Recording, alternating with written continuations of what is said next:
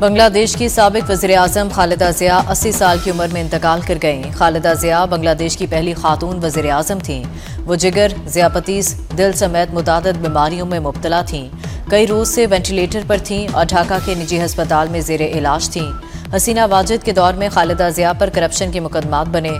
2018 में 17 साल कैद की सज़ा सुनाई गई। BPL के आज होने वाले मैच मुलतवी कर दिए गए।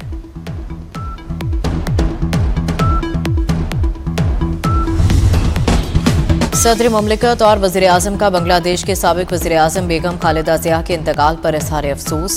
सदर आसिफ ज़रदारी की बेगम खालिदा ज़िया के अहल खाना और बांग्लादेश के अवाम से दिली ताज़ियत। कहा, बेगम खालिदा ज़िया की सियासी खिदमात और क़यादत को एहतराम के साथ याद रखा जाएगा। वज़ीर-ए-आज़म शहबाज शरीफ ने कहा कि बेगम खालिदा ज़िया बांग्लादेश की खिदमत और तरक्की की अलामत थीं और पाकिस्तान की मुखलिस दोस्त थीं। गम की इस घड़ी में हुकूमत और पाकिस्तान के अवाम बांग्लादेश के अवाम के साथ खड़े हैं।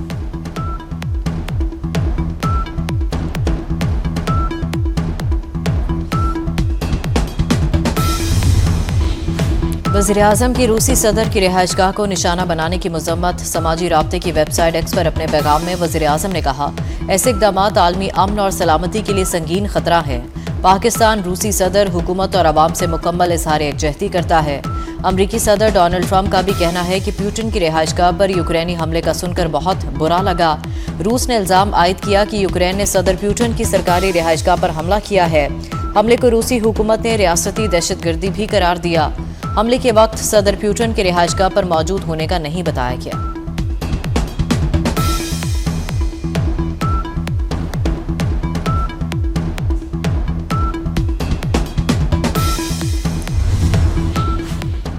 खारजियों से किसी किस्म की रियायत नहीं बरती जाएगी। वफाकी वज़ीर दाखिला मोहसिन नकवी की गवर्नर खैबर पख्तूनख्वा फैसल करीम कुंडी से मुलाकात के दौरान गुफ्तगू। मोहसिन नकवी की खैबर पख्तूनख्वा में अमन व अमान के लिए हर मुमकिन ताउन की यकीन दहानी। मोहसिन नकवी का कहना है, फितनाल खारिज और सहूलतकारों का खात्मा मुश्तरका इक़दामात से किया जा रहा है। सूबे में अमन व अमान के क़याम के लिए वफाक का ताउन नागुज़ीर है। वफाकी हुकूमत हर तरह की सपोर्ट के लिए तैयार है।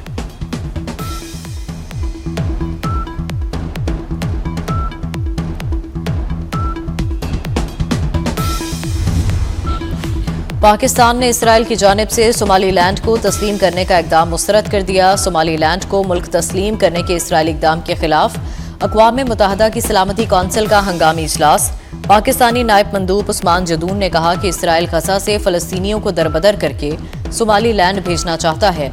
पाकिस्तान इसराइल के सोमालीलैंड को तस्लीम करने के इक़दाम को मुस्तरद करता है।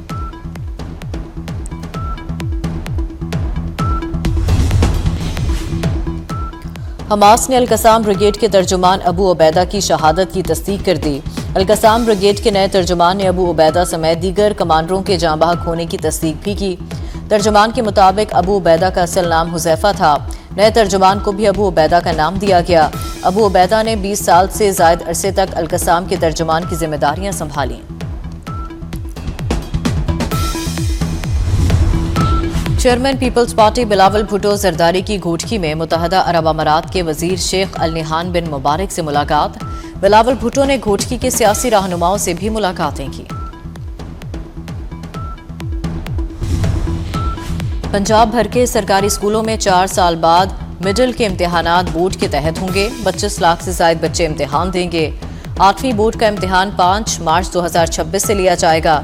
प्राइवेट स्कूलों में ज़ेरे तालीम तलबा भी बोर्ड का इम्तिहान दे सकेंगे।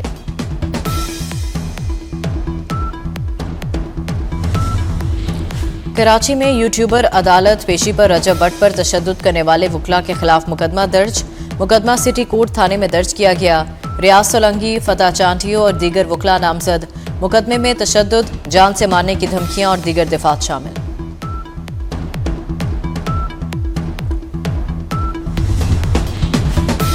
जामिया कराची के मुलाजिम रहमत अली का बेदर्दी से कत्ल। मुकदमा दर्ज, तहकीकात जारी। कत्ल का मुकदमा भाई की मुद्दत में कत्ल की दिफात के तहत सचल थाने में दर्ज कर लिया गया।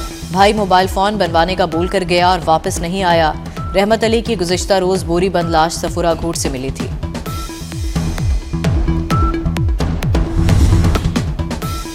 कराची में थानेदारों ने IG सिंध के अहकामात हवा में उड़ा दिए। सोहराब कोट पुलिस स्टेशन में प्राइवेट पार्टी चलने का इंकशाफ। प्राइवेट पार्टी चलाने वाले जफर उर्फ सपारी की एहलकारों के साथ टिकटॉक वीडियो भी सामने आ गई। जफर सपारी डकैती और मुनशियात के केस में गिरफ्तार हो चुका है।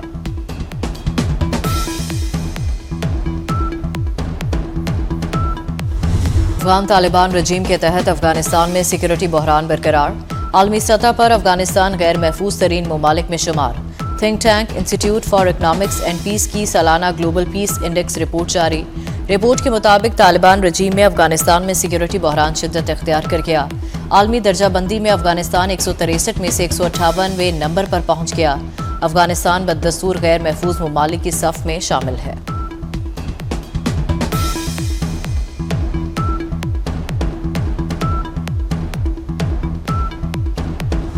मैदान में भी मोदी की जहरियत और नफरत अंगेज रवैया बरकरार। सियासी, दिफाई और आलमी सफारतकारी के महाज पर पसपाई के शिकार।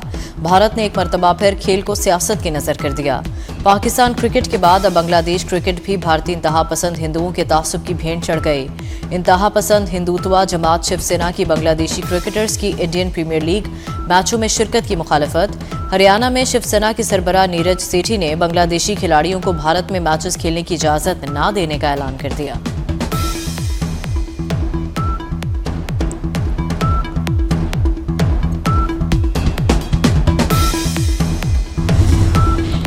पंजाब में बसंत की इजाजत, सूबाई हुकूमत का नोटिफिकेशन लाहौर हाईकोर्ट में चैलेंज। जुडिशल एक्टिविज्म पैनल ने डिप्टी कमिश्नर की जानिब से जारी नोटिफिकेशन के खिलाफ अदालत से रुजू कर लिया।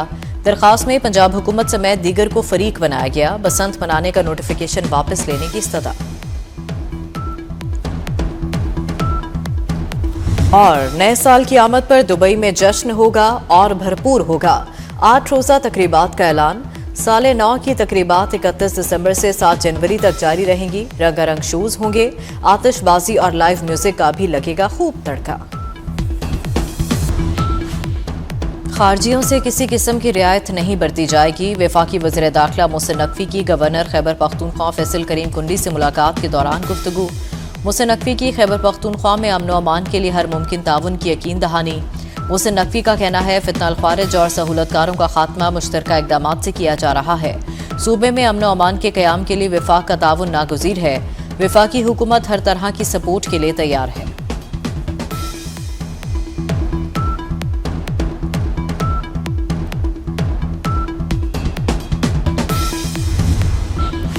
पाकिस्तान ने इसराइल की जानिब से सोमालीलैंड को तस्लीम करने का इकदाम मुस्तरद कर दिया। सोमालीलैंड को मुल्क तस्लीम करने के इसराइली इकदाम के खिलाफ अक़वाम मुत्तहदा की सलामती कौंसिल का हंगामी इजलास।